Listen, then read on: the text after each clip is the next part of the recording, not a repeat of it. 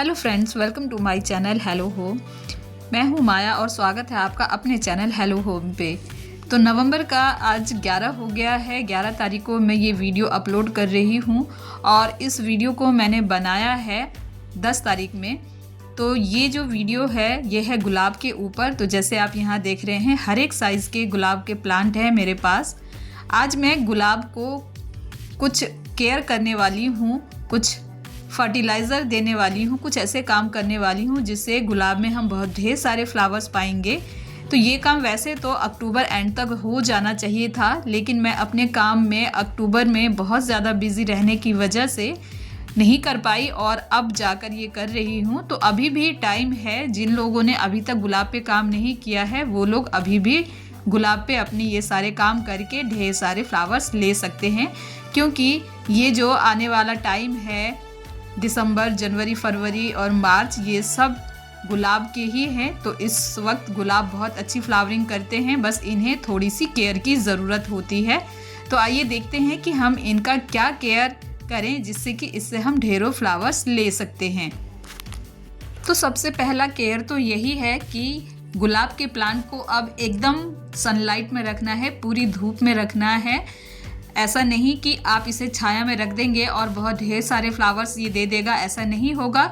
इसे अब धूप में रखना है। गर्मी के समय में हमें इसे छाया में रखना होता है ताकि हम इसे एक्स्ट्रा हीट से बचा सकें, लेकिन अब जो है यही धूप इसके लिए बेहतर होगा। तो इसे आपने फुल सनलाइट में रखना है।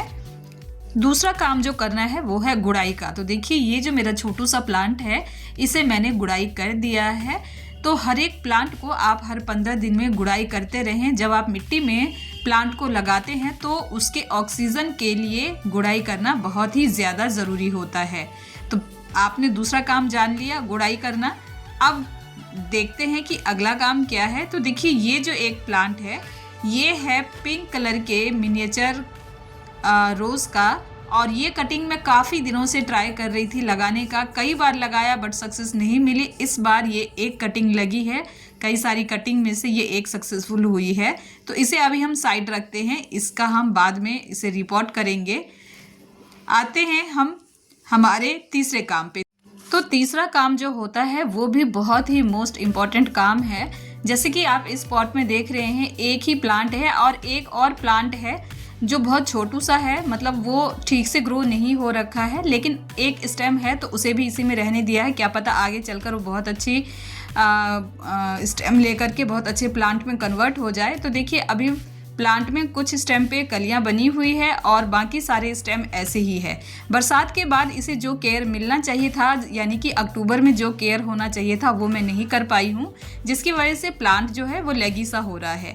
वैसे ये प्लांट इसी बरसात में लगाया हुआ प्लांट है। तो इस प्लांट की केयर हमें कैसे करनी है कि हम इसे ज़्यादा हार्ड प्रून नहीं करेंगे, एक लाइट प्रूनिंग करेंगे, जिससे कि इसकी जो लेगी होती हुई ब्रांचेस है वो जो है ताकत पाएगी और अपने आप में ये एक मैच्योर ब्रांच बनेगी। तो उसके लिए हमें इसकी लाइट प्रूनिंग करनी होगी। तो लाइट प्रूनिंग के लिए एक हिसाब ले लें कि जिससे कि आपका पॉट जितना बड़ा है उस पॉट के अकॉर्डिंग ही उसकी कटिंग करें, यानी कि चारों तरफ से एक छतरी जैसा डिज़ाइन बन जाए। तो इस तरीके से आप जान सकते हैं कि आपके प्लांट की कितनी प्रूनिंग करनी है। तो इस तरीके से जैसे मेरा पॉट है उसी के अकॉर्डिंग मैं इस प्लांट की ट्रिमिंग कर रही हूँ। जो भी एक्स्ट्रा ब्रांचेस है उन्हें मैं कट कर रही हूँ और जिसमें कली बनी हुई है या नई स्टेम है उसे मैं कट नहीं कर रही हूँ। तो इस तरीके से इस प्लांट को कट कर देंगे और कट करने के बाद जो नई ब्रांचेस आएंगी उससे, जैसे एक ब्रांच है तो वहाँ पे 2 ब्रांच आने की संभावना होती है, जिससे कि प्लांट के ब्रांचेस जो है वो मल्टीप्लाई होते हैं और जितने ब्रांचेस बनेंगी उतनी ही आपकी कलियां बनेंगी और फ्लावर्स खिलेंगे। तो बस इस तरीके से इसकी कटिंग ट्रिमिंग करके आपने इसकी तीसरी केयर कर देनी है। उसके बाद बात करते हैं इसके चौथे केयर के बारे में, जो कि बहुत ही मोस्ट इम्पॉर्टेंट है। अच्छा, ये जो कटिंग हमने की है इसे आप लगा भी सकते हैं, एक चांस ले सकते हैं। वैसे तो जो हल्की स्टेम होती है उसके लगने के कम चांसेस होते हैं, बट अब ठंड का टाइम आ गया है तो ये छोटी ब्रांचेस भी लग जाएंगी। जैसे आपने पहले देखा था पॉली बैग में जो मैंने लगाया था वो बरसात के समय पे लगाया था और बहुत हल्की सी छोटी सी टहनी थी जो लग गई थी। तो अब जो हम चौथा काम करेंगे वो हम प्लांट को फर्टिलाइज करेंगे। गुलाब एक हैवी फीडर प्लांट है, तो इसके लिए हमें बहुत अच्छे से भोजन की तैयारी करनी होगी। तो सबसे पहले जो हम इसमें डाल रहे हैं वो है नीम खली। नीम खली डालने से प्लांट में कोई फंगस नहीं लगेगा, साथ ही साथ प्लांट में की जड़ों में कोई निमीटोड की प्रॉब्लम हो जाती है जिसकी वजह से पूरा प्लांट एकदम खराब हो जाता है, तो वो भी नहीं लगेगा, उससे सुरक्षा करेगा। दूसरा जो हम फर्टिलाइज़र दे रहे हैं ये है वर्मी कंपोस्ट। बहुत अच्छी वाली वर्मी कंपोस्ट आपने लेनी है, कोई भी वर्मी कंपोस्ट ले सकते हैं। अगर वर्मी कंपोस्ट नहीं है तो आप गोबर का खाद भी ले सकते हैं सड़ी हुई। इसके साथ साथ हम दे रहे हैं Epsom salt, because Epsom salt जो है वो फ्लावरिंग का कलर बहुत अच्छा करता है और लीफ को भी बहुत हरा बना के रखता है। साथ ही हम ले रहे हैं डीएपी के कुछ दाने, जिससे इसके जड़ों का बहुत अच्छे से विकास होगा, क्योंकि गुलाब जो है वो ऊपर उतना वृद्धि तभी करता है जब उसकी जड़ें अच्छी बनती है। इसके साथ साथ हम थोड़ा सा फंगिसाइड भी मिला देंगे ताकि प्लांट को कोई फंगस न लगे, क्योंकि अभी अभी हम इसकी गुड़ाई करके इसके टाइनी रूट्स को थोड़ा सा हमने छेड़ दिया है, तो इसलिए फंगिसाइड और जो हमने एप्सम सॉल्ट डाला है ये दोनों इसके लिए बहुत ही बेहतर काम करेंगे।